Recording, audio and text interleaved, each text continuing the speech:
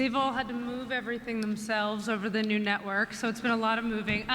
No, it's great. We're so grateful to CBS for launching the show, for putting Melissa on buildings all over the world, and for all their support. But we were all thrilled to learn about this because there's something really nice. We obviously do a lot. Greg Berlanti, Andrew Kreisberg, myself, we all do so much with the CW, so there's just a real shorthand. If you say metahuman, they know what you're talking about. So we're really glad, and we're just happy to have everyone in the same place, literally and channel-wise. Nice. And now you're members of the Floweroverse. Yes. Yes. We're in really are good we? company. Is there any discussion yet as to how?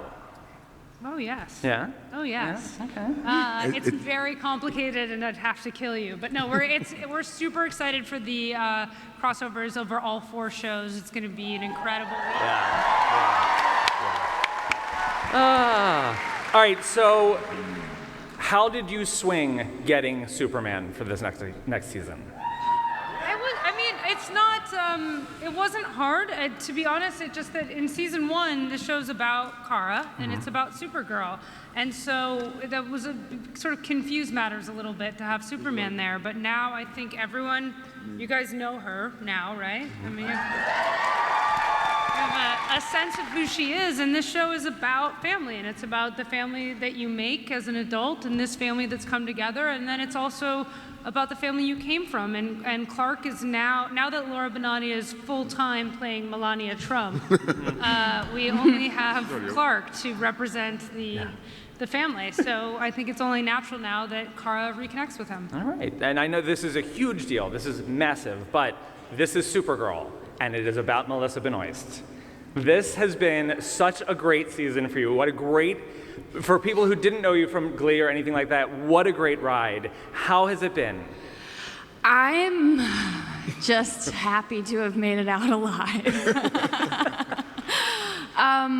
Gosh, I like the last season, I honestly look back and I don't know how I did a lot of the things that we did. And I was challenged in so many ways and did things I had no idea I was capable of doing, and I feel like I've grown so much, kind of simultaneously along with Kara. Nice. And we fell in love with the whole ensemble this year. You guys gave us every reason to love them, including David, who we all thought he was a baddie when he started. At what point did you guys all feel like a team? Very early. Day one, Very early on. Yeah. in the pilot. Yeah. Yeah, for sure. And did that make the long hours and all the work and the physical stuff, did that make it easier knowing you guys were all working together on this? Absolutely. Yeah, it did. Yes. We were a team. Who was the first to be like, I don't want to get in the harness? That was me. Definitely was Mehcad. That was me. No, being in a harness is different for a guy. Yes. You have to decide very early. It still doesn't feel good. I'm a girl. I weigh 235, so the harness is a little different for me. I chafe like that. It's horrible. All right, so David, you are the damn Martian Manhunter. Woo! You're the Martian Manhunter on television.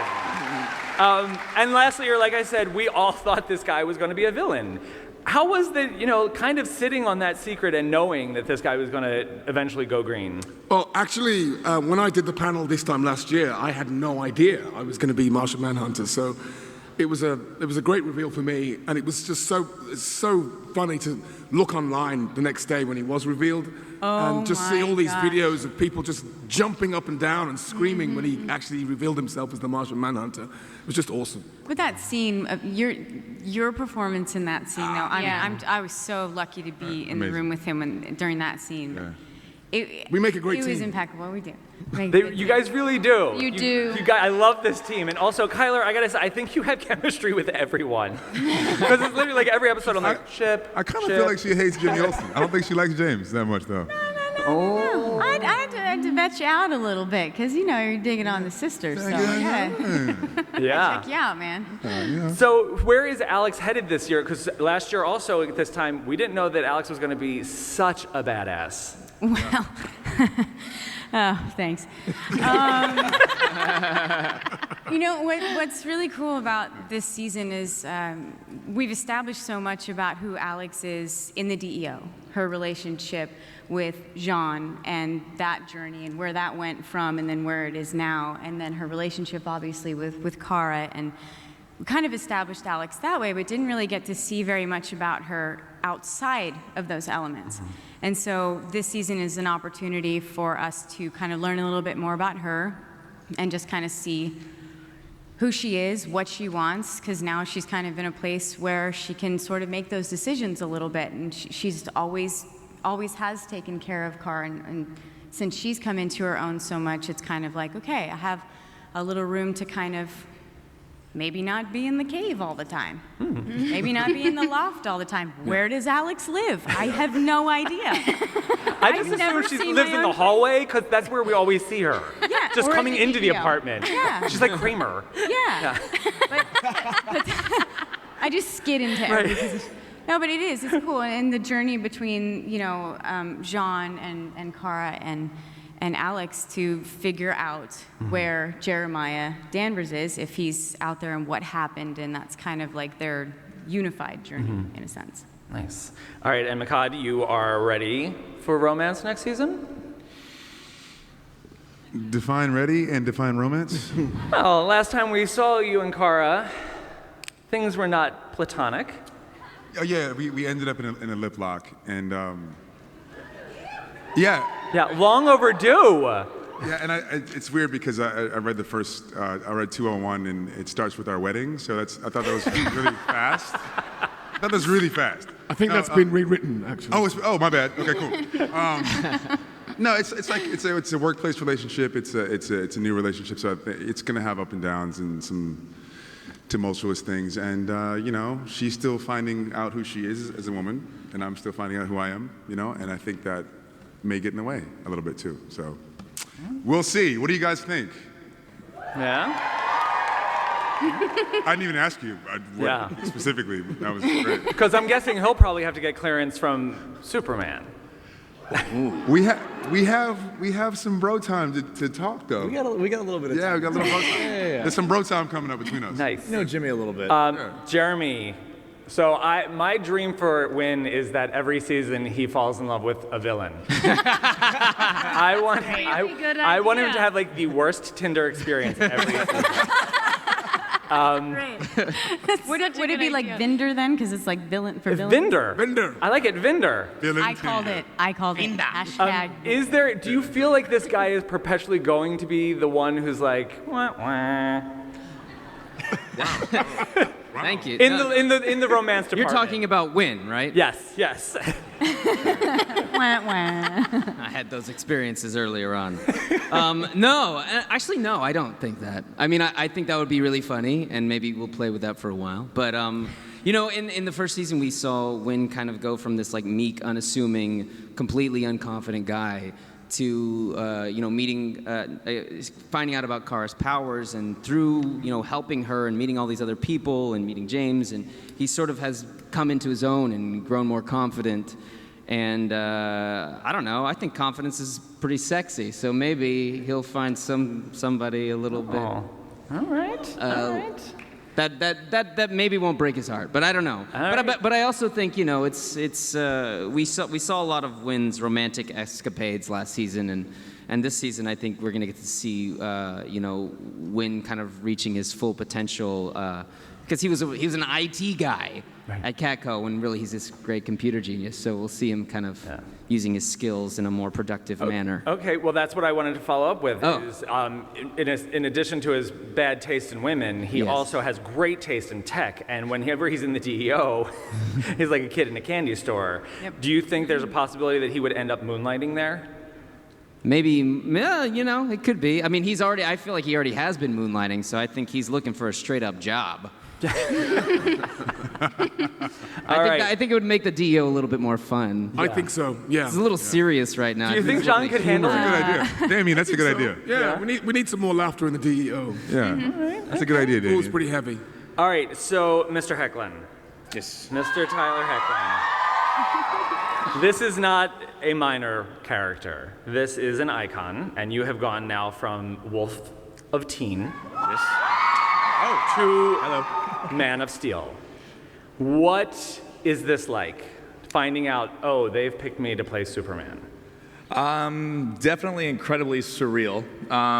It's very, I don't know, I know the character represents so much to so many people. I was with a friend who was with his mom and his mom's boyfriend, and he came up to me and he's like, I had to shake your hand, I had to shake Superman's hand. And that to me was kind of that weird moment of, oh, this is not like a generational thing. This is literally something spread across so much time.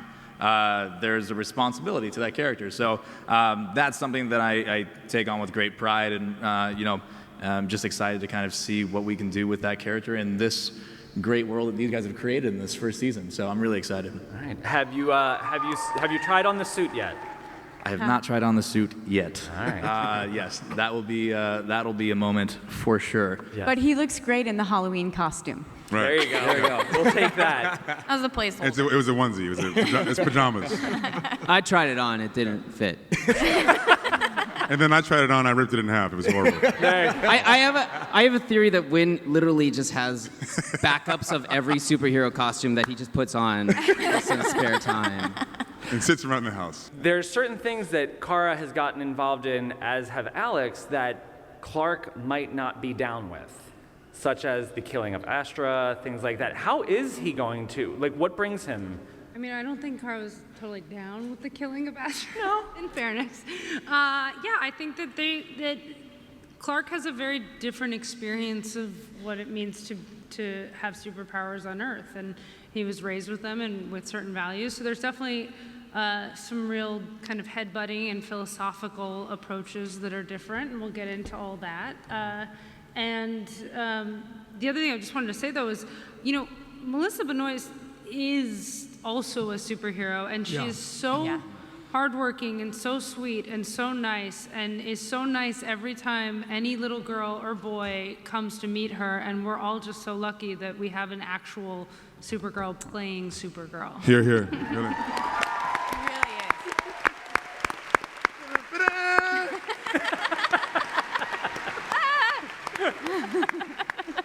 All right, so let's talk about some stuff that's coming up in season 2, because there's a lot of chatter.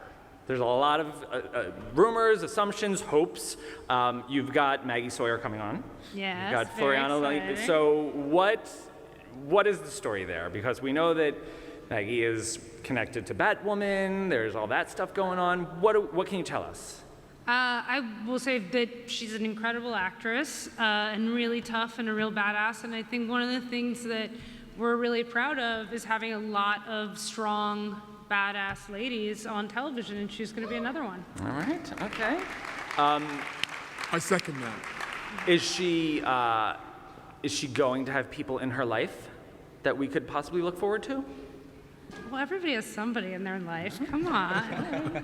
Does that person have a mask? No. Oh, okay. Maybe we can get them one.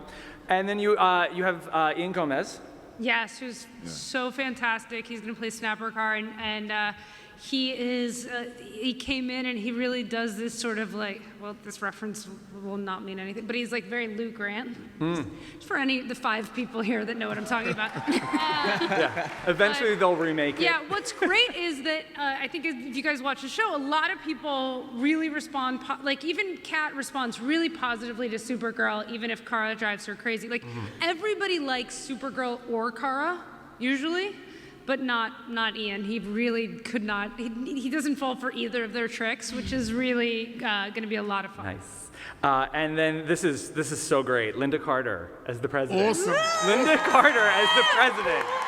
Like, first of all, I want to know, why is the president getting involved? Because big things are happening. I mean, big things have to happen to get Superman and Supergirl together. Come Okay, so what should we expect from this president, Wonder Woman? Well, I think we should expect that a female president is going to lead well. And We're with her. yes, we're with her. Exactly. Hashtag, yes. All right, and then the big one, which is like the mystery box that they're selling out on the floor. You can buy like $20, you get a box and it's filled with like a bunch of stuff. So we have Chris Woods coming on. as mystery or surprise DC character. Yes. What can you tell us about this? I mean, do you guys want to know? Or do you want to just wait until the show airs? Maybe, I don't think they care very much. I mean, maybe if they knew that he was in the pod? Oh. Well, what would that imply then? I don't know. So many things. But yes, there's the big answer. There's the Okay. big reveal. He's the hottie in the potty. All right. That sounds pod life. really funny. I have kids, so I like the expect potty you guys part. to be hashtagging that once he comes on to set. Potty in the potty. All right, so now that you guys have all worked together for a year, except for Tyler, I want you to look to the person to your right and tell us Wait, one thing about that person you've learned. Does it mean I get you, Damien? Yes. I get you? Ooh. I've learned that Damien does the best moderating at panels. That's going on my reel. So Sarah, go ahead. What have I learned? From David. Well, I think that we all knew David was a great actor from his work on Homeland and various other things, but I don't think we realized how truly, phenomenally talented he is. I love that. And also that apparently everybody, even the Brits, like it when he does an American accent, as he does in The Night Manager, if you haven't seen it. I've learned that Chyler Leigh really is a total badass. She is in fights, in just all her application. I just think she's probably one of the best actresses that I've ever worked with. So I'm very lucky. He's only saying that because I actually punched him in the head once. It hurt for 3 days. By the way. It kind of did. Well, I don't think we have enough time for me to really talk about the lady to my right. I have learned the definition of grace by this one. I mean, for someone in her position to handle this whole thing so gracefully and so tastefully, and she's so kind.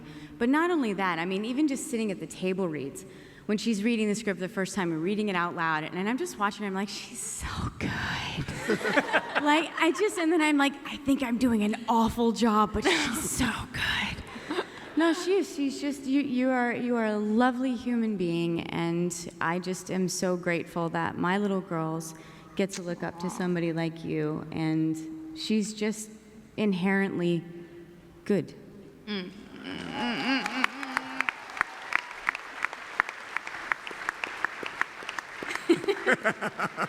What to say about Mehcad Brooks? I can't wait for I'm this. nervous. You know what? I have learned that you are always full of like the natural remedies. He's always got some like tincture or potion or like what did you bring to set that one day? Palo Santos. That, yes, which smells really good. But you also brought deer antler, Yeah. something that was made from deer antlers, and they always are like obviously like natural, and you helped me out of a lot of binds. So I know that he's the medicine man. Thank you.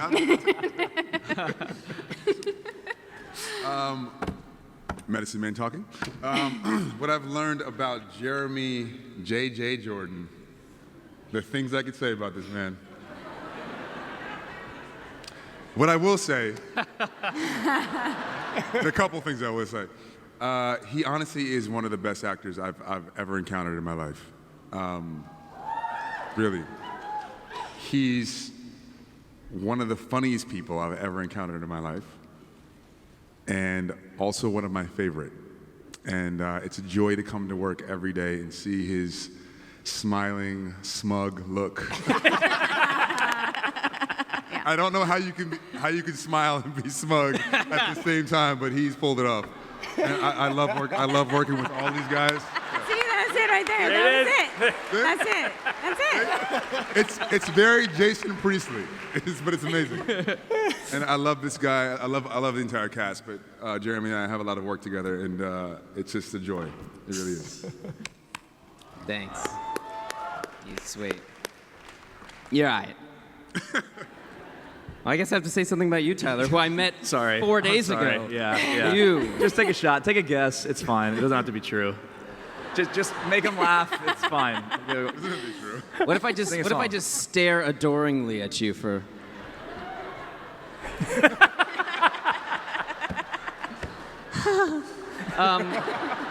No, I mean I've known this guy for less than a week, and I can already tell he's probably one of the nicest, most genuine guys I've ever met.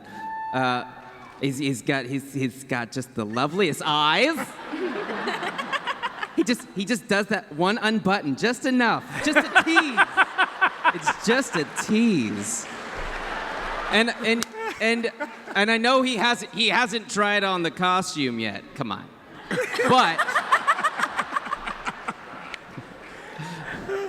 You see what I'm talking about? But This just became Supergirl. Wait, can we see?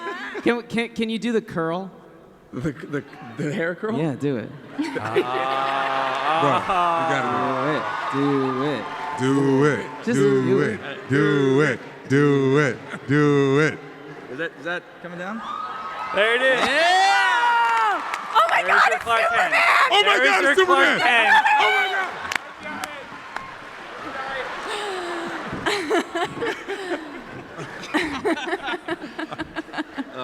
I just wish that shooting this show was gonna be fun because it's not at all. It's gonna be the worst time of your life, bro. Trust me. Okay, we're gonna go to audience questions. So you guys want to start lining up? I have a couple of quick ones. Melissa, I always ask you what Glee songs do you have on your iPad or iPod, but now I want to know, Jeremy, which Smash songs do you have on yours? I Can't Let Go by Jennifer Hudson, man. That was my jam. All right, okay. And David Ramsey said yesterday on a panel that he cannot wait to cross over. Have you guys considered how you can get John Diggle from Star City to National City? Yes. Yeah? Yes, they have.